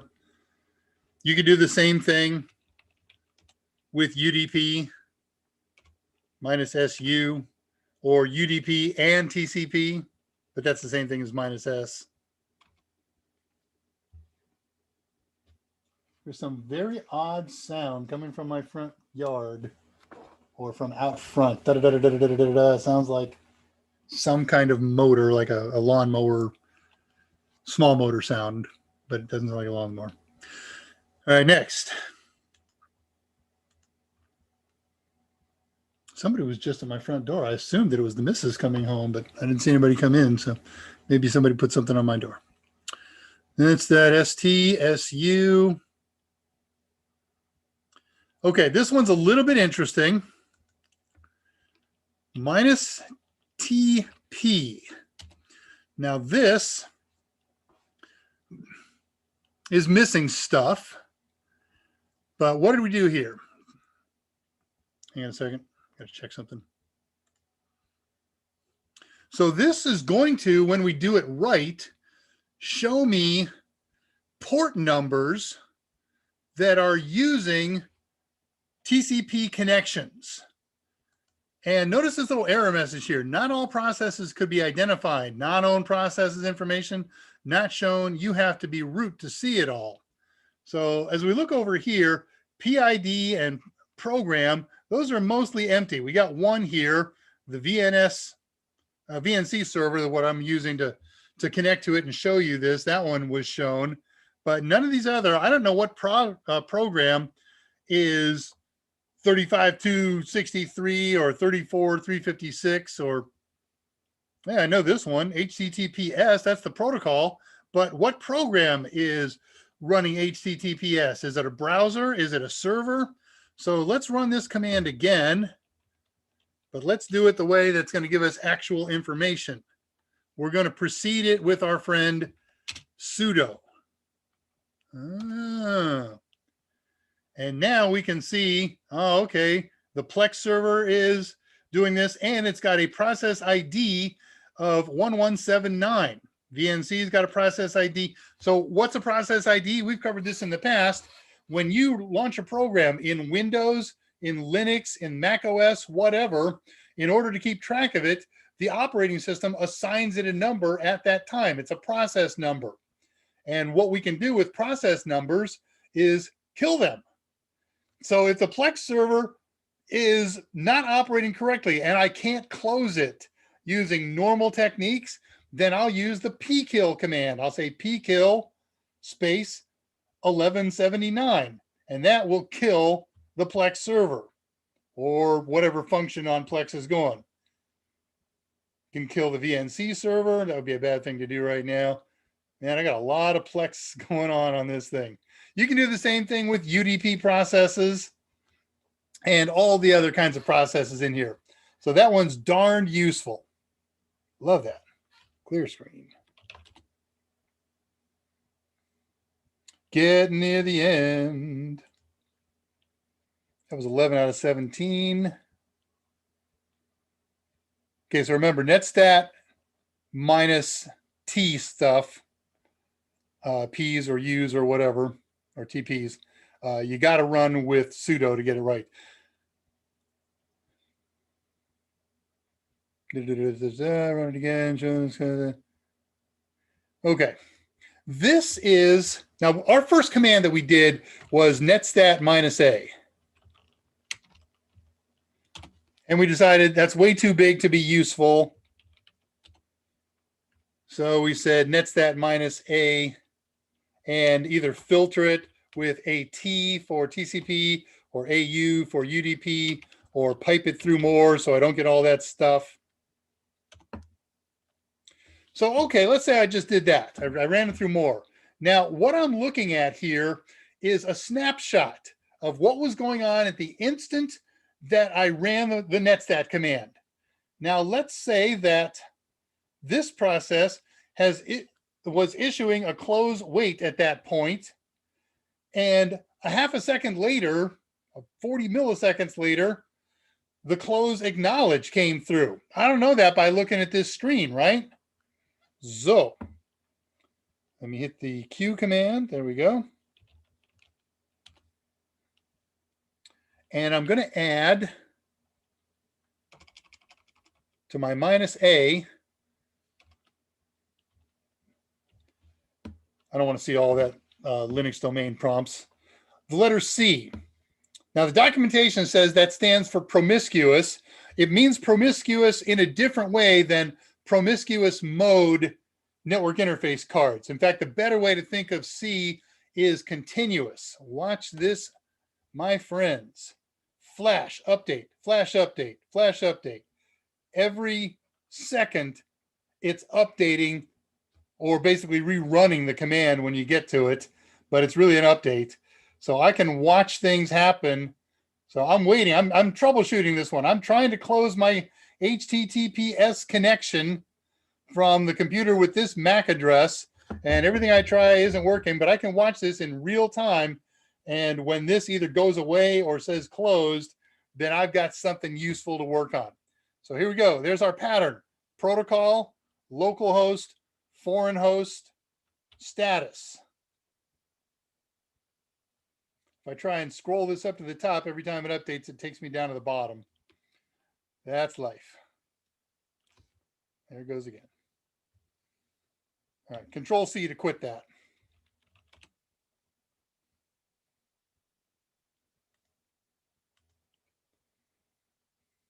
Okay, did the ACs. Oh man, is this one good? Is this one good? So we looked at status of things that going on based on their protocol. I've seen things that are TCP oriented. I've seen things that are UDP oriented. I troubleshot that. That's not my problem. I think I got a problem with my network interface card. So how about Netstat -I? So here's all the network interface cards in this machine. They're active right now. My stock Ethernet port has a maximum transfer units of 1,500 bytes. It's received 6.1 million packets, frames. None of them were receive errors. It's transmitted 400,000 frames. None of them were errors. And then here is some flags that tells me status of my network interface card. So this doesn't stand for something. This has status B and status M and status R and status U. And if you just do your favorite search engine search, you know, I'm using Quant these days, QWANT.com, you will find explanations for all of those and many more. Let me mention a couple of them to you. Rachar right now. B, a broadcast address has been sent. So at some point or another, this NIC has sent out a broadcast address. It supports multicast. The interface is currently up and running. It says the interface is running for R, and U, the interface is up. So I didn't research the difference between those two. Here we got the local interface. That means talking to itself, 127.0.0.1, the internal network interface card that it uses to do that. And let's go through the whole line. Let me do the LRUs so I got this page up. This interface is a loopback device. So it's talking to itself, 127.0.0.1, and then it's running and it's up again. This thing can talk to itself in big frames, 65,000 byte frames. And then there's my wireless LAN, maximum packet size, maximum frame size, 1,500. That's the MTU, maximum transfer unit. It's sent out it's received 3 million packets. That makes sense. We had 6.5 million packets total earlier. So 6.2 and 3. You get the idea. Bad math on my part. Okay, sent out. That was received. There we go. Sent out 10,000 frames. No errors. So good set of information. Now there's another flag that we add to this called E. Every fact about the network interface card. And if you look at that, that looks very similar to something that we've seen elsewhere. Let me show you what that is. Clear. IF config. That's the identical output to IF config. Netstat minus IE or IF config. So you should always use netstat minus IE. It has slightly less letters. Or does it? I didn't actually count them. And it has some more information here. Oh, okay. So that's interesting. They show this in, looks like probably hex. No, it's digital. So flags 73 mean the LRU, loop back up and running. And this 4163 is the BRMU. So just another way of putting it. But there's some other information in here, transmission queue length and speed. I'm pumping stuff out of here. This must be a Raspberry Pi 4 because it supports 954.4 MB per second, megabytes per second. So it's a gigabit interface. Slick, eh?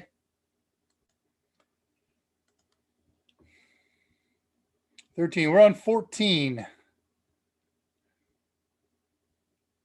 Oh, no, we just did 14. 15. I'm not going to get much into this one, but it's a neat command.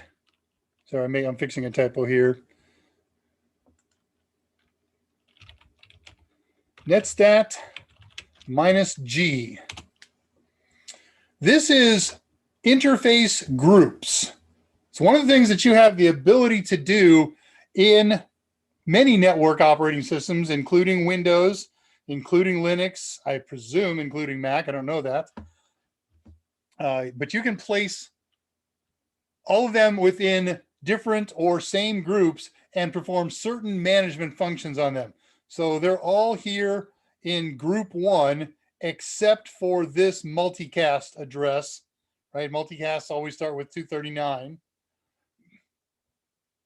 And there's a couple different multicast addresses that this thing is playing with right now. Oh, this too, 224, 239 through 224.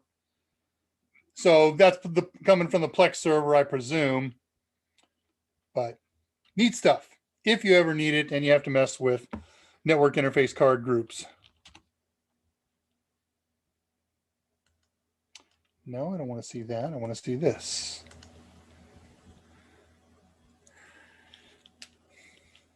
All right, 16. This is our last one. Now, we've done some of these minus A ones. Some of them are really huge. Netstat minus A is gigantic. Shows me all the TCPs, 4 and 6, all the UDPs, 4 and 6, all the domain Unix ones. There's some RAWs up here. I thought I saw some other stuff at the end. No. How about I want to see all of the protocols, locals, foreigns, and statuses just of the HTTP processes that I have running. Well, there is no Netstat switch that's going to do that for you. How unfortunate. So let's find a way to do it. We have in Linux and in PowerShell in Windows, the grep command. Grep searches out files, lines, or output for particular text, and then it puts on screen the lines that have that text. For instance, if I want to say netstat minus A, but don't send the output to the screen, send the output, so we'll use the pipe symbol, through grep. And grep, I want you to look for any lines that have the term HTTP. Go. Okay. So now I can see a bunch of TCP running IP4 on there, different ports and processes doing it. And here's some external servers that I'm connected with. Here's a local one. It's a MAC address. I've got an established connection that's got HTTPS because HTTP is within HTTPS. And same thing down here with this port 57192. And then here on TCP6, it says, on my default interface, I'm listening for HTTP from anybody that happens. Now, you may get a slightly different result if you proceed this with sudo. So what do we get here? We had 1, 2, 3, 4, 5 IP4s and 1 IP6 and 2 of them, 1, 2, oh, they were all HTTPSs. There was no straight HTTP except for this IP6. So let's see what happens when we enter. Same 6. Let's try it again with just HTTPS. We'll skip the sudo. So not surprisingly, this line didn't have HTTPS. So we're down to only the HTTPSs. Any difference with sudo? Nope. How about this one? Instead of searching for HTTPS, how about anything going on with SSH?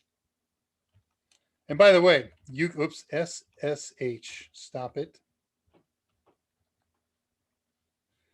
By the way, you could only force only TCP, only UDP, T or U, or TCP and UDP, but not raw. Let's see, we'll get rid of the sudo on this one.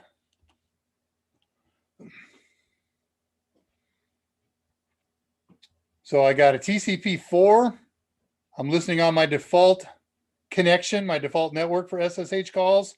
Same for the default connection on TCP6.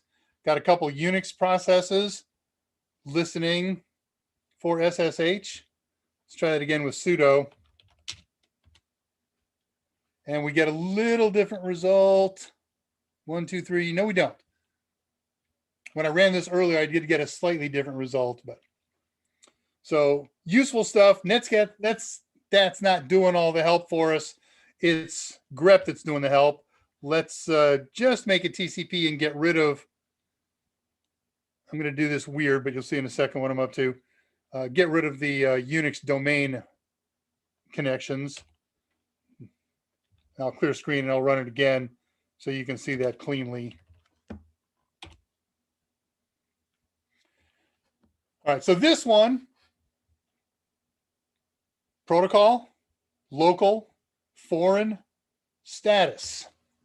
So especially those of you playing with Sec Plus, you might see an output like this and not the command that runs it. So there's your clue. Okay, there's a protocol. You don't know if this is foreign or local, but we'll, at least for the moment, make the presumption local, foreign, and status. And the question might be as simple as, what program generated this output? Netstat, not NBTstat, not MS config 32, whatever. All right. Let me see if there's anything else in my notes that I need to add. Otherwise, here endeth the presentation with 17 minutes left to go. Loving that stuff. That's that. Yeah, that finishes. Okay, good. Stop share. I did a very long session there, so I'm going to have to do a refresh on a page. Stand by. And then I'll see what you were all talking about from 252 onward. Close you, refresh you. Sip tea, me.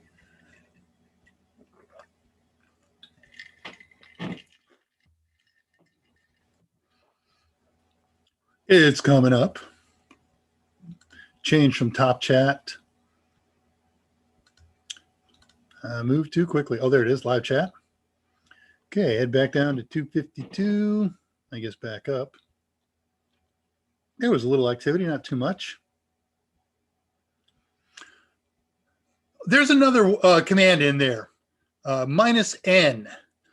Let's go back and do that. I want you to see this. I totally disconnected everything. Stand by. I'm going to bring it up. It'll take just a second. Raspberry. And share it. This is one of the ones you need to know for A+ and for Net+. So let's do a simple Netstat -AT. Just show me the TCP connections going on.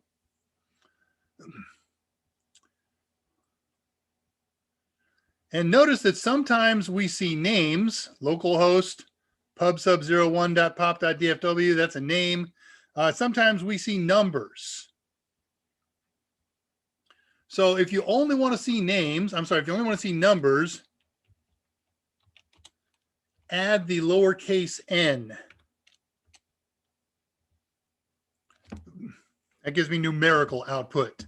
So if you're playing in the A+ arenas or the Net+ arenas, you need to know that. And that sometimes make Googling a lot more fun and interesting. All right, that's it. Sorry. A forgotten thing.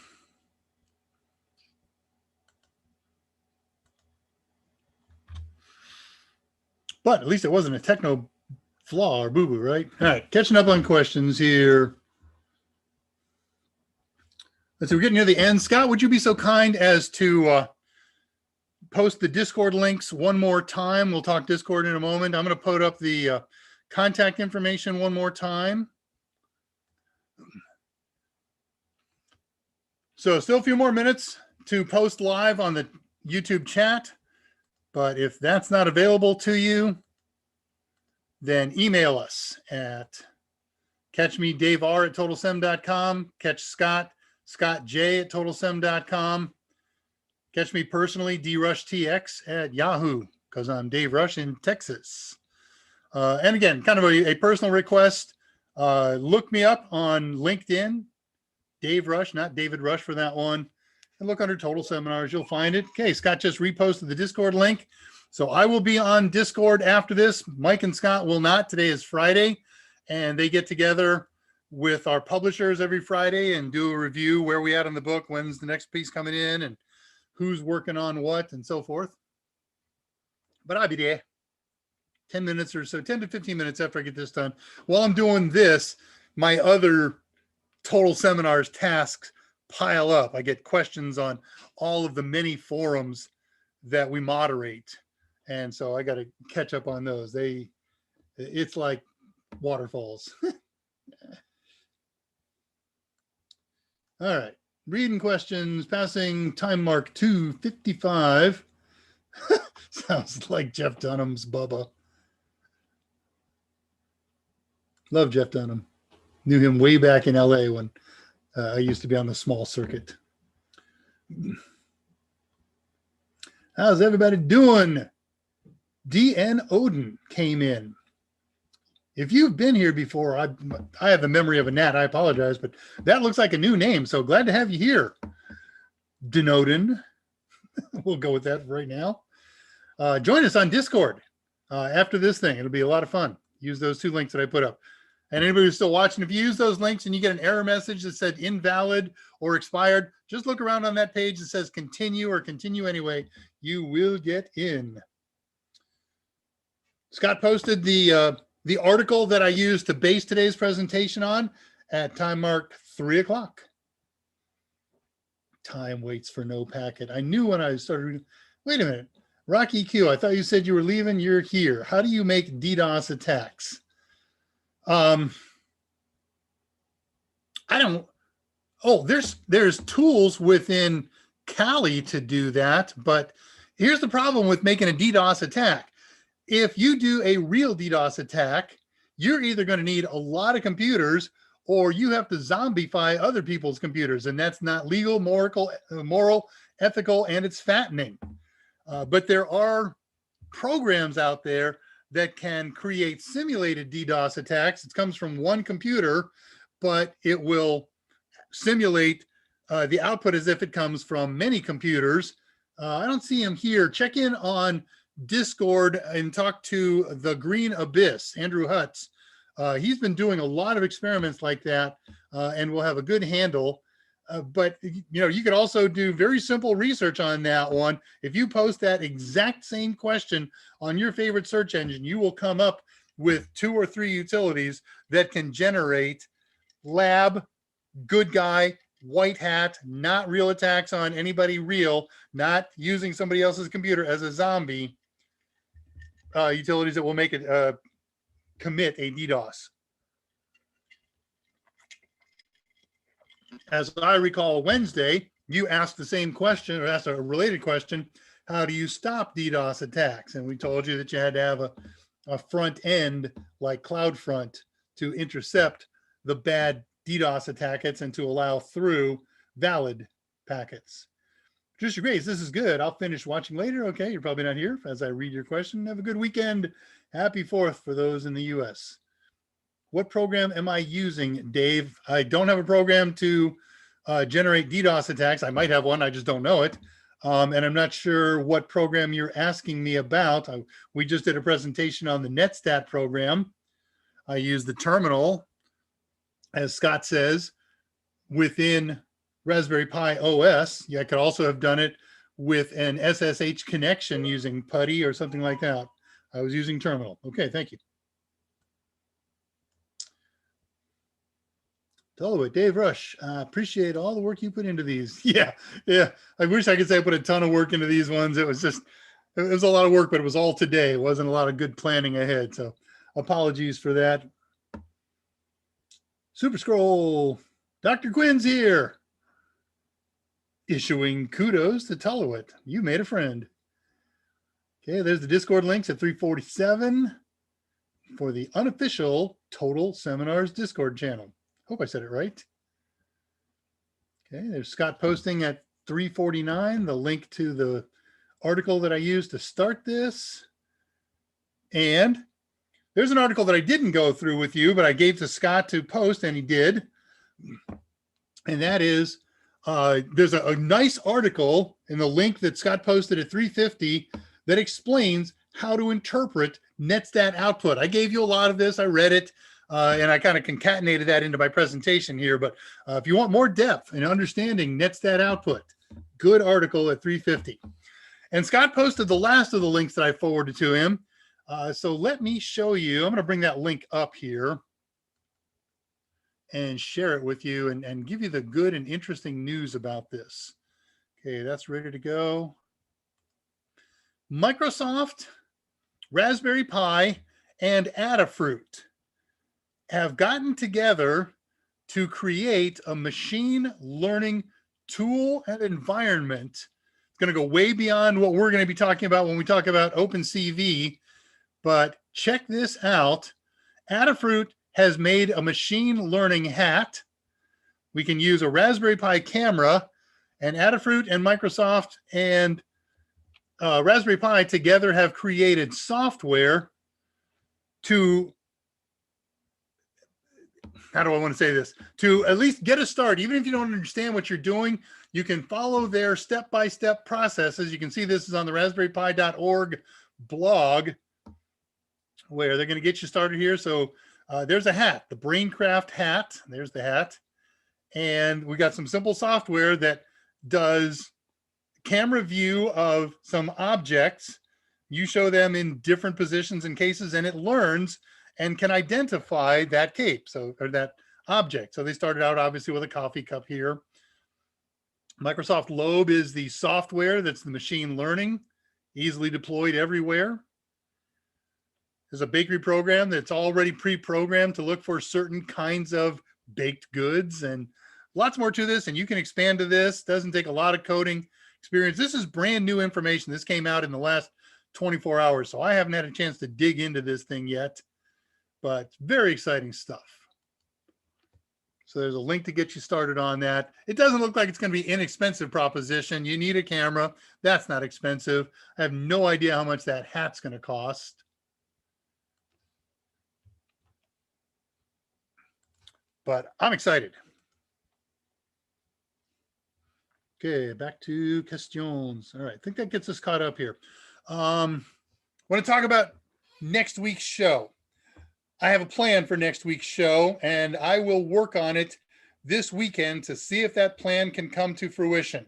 The hard stuff of my big project at Total Seminars is behind me. Got a little bit more to do, but it's reasonably simple stuff, and I can multitask when I do it. Scott is probably going to give me some more tasks now since I've got a little bit of space, and I imagine I'll get to help out. I hope I get to help out on the new Net Plus book. I've been doing a little bit of help in some of my areas of expertise, and that's been fun. But it's really fun to stretch areas that you don't know and do research on it and provide it to Scott in a way that he can use it. More tasks for Dave, yeah. But my plan for next week was OpenCV. It's a software toolkit for processing real-time image and video, as well as providing analytics.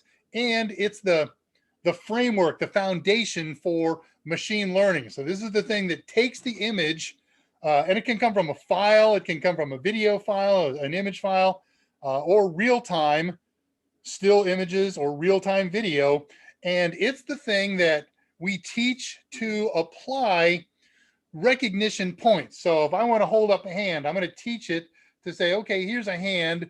We're going to say this is a line, a web that means something. And here's a point that means something. And we'll put points along here, and we'll put connected points along here. And he says, okay, now that's the basics of a hand. And now we can turn it and say, take a picture of that and do the same points and so forth. And the whole point here is to get this thing to recognize what I'm doing as I turn the whole thing, and then I start changing shapes on it.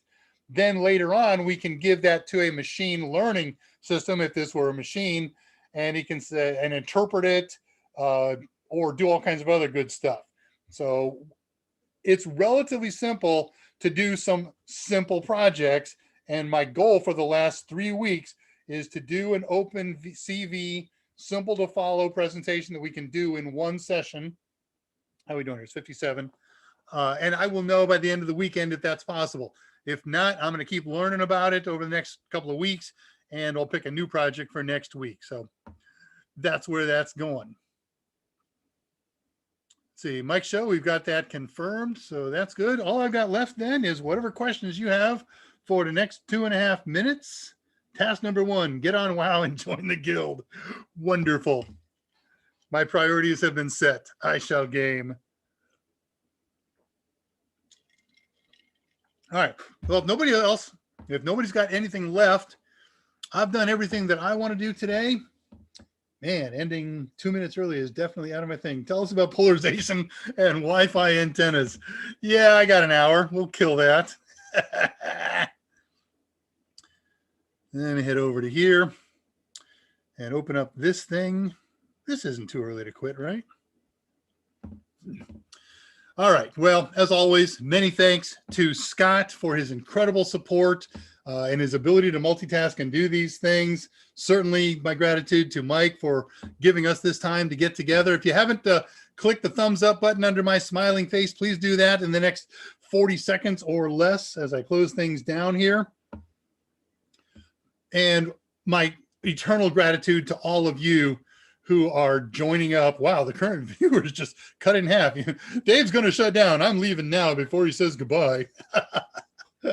Is what it is. We spend much time on that during this week. Yes, we did. We spent much time. So thank you all for coming here. Can't wait to see you again next week. We'll see you Monday on Mike's show on the 4th of July. If you're not somewhere where you can't watch the show, I'll be here. Scott will be here. Mike will be here. This has been Dave Rush. I'm the senior instructor at Total Seminars and the resident Pi specialist, wishing you a great weekend wherever you are. Take care of each other. Take serious steps to stay healthy. Call or visit your parents if that's possible, and same for your other family members. And never forget, technology is great, but the greatest resource we have are you and I. And so with that, good night. I'll see you on Discord at the AMA next week. And with that, I am out of here.